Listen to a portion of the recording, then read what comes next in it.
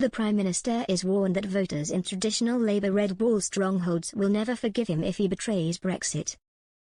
Reform UK lead Nigel Farage has warned Sir Keir Starmer he will face the wrath of voters in traditional Labour heartlands if he delivers an abject surrender to the European Union. Leaders from across the bloc will gather in London for a landmark summit on Monday at which the Prime Minister is expected to back a scheme to allow young European citizens to work in the UK as part of a deal to reset Britain's relationship with the EU. Mr. Farage warned, the Prime Minister thinks he'll get away with this surrender deal, but he underestimates how strong Brexit feeling still is in the Red Wall. The whole reset is an abject surrender from Starmer and politically something he will come to regret. Conservative leader Kemi Badenoch said she was very worried about the deal Sir Keir has negotiated. She said, Labour should have used this review of our EU trade deal to secure new wins for Britain, such as an EU-wide agreement on Brits using e-gates on the continent. Instead, it sounds like we're giving away our fishing quotas, becoming a rule taker from Brussels once again and getting free movement by the back door. This isn't a reset, it's a surrender. Former Tory Cabinet Minister Esther McGavey also warned that voters in Labour's historic strongholds will revolt if Sir Keir is seen to sell out the UK. She said, Surrender Starmer is already hemorrhaging votes in the Red Wall. If he capitulates to the EU, he, and the Labour Party, will never be forgiven there.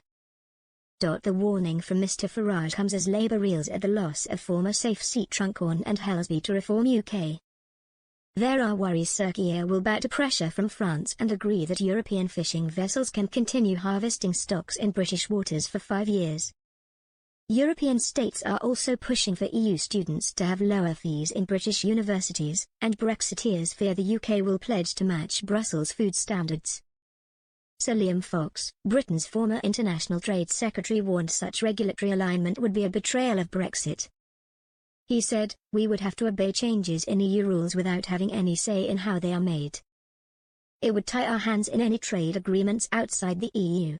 We would be defenseless supplicants, worse off than before the referendum. Negotiations are expected to go to the wire with diplomats ready to thrash out the details into the early hours of Monday morning.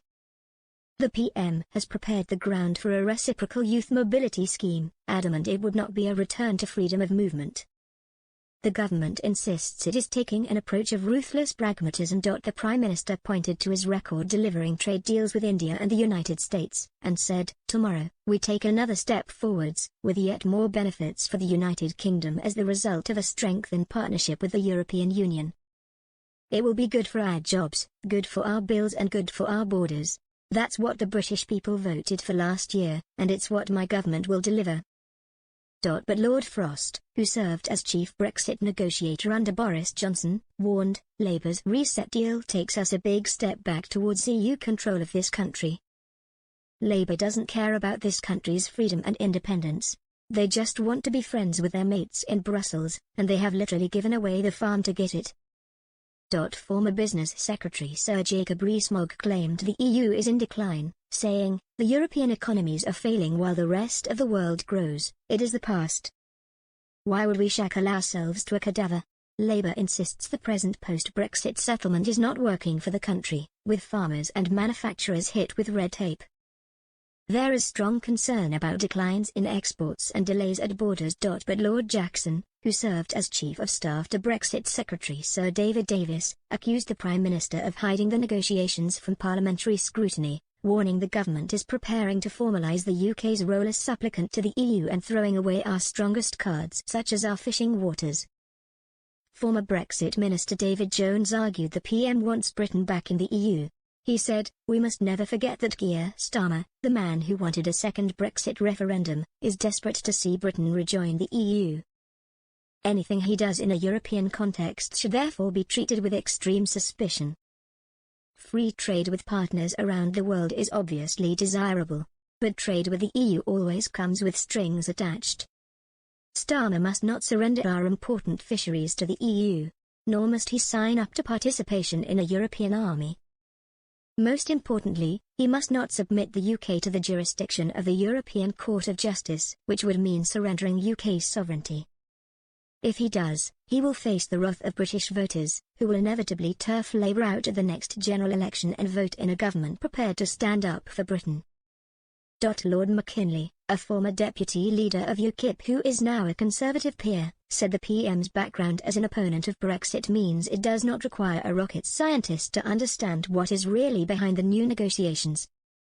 He said, Sir Keir, as with many previous PMs, has been outclassed by the EU. It looks like our fishermen are again to be sacrificed.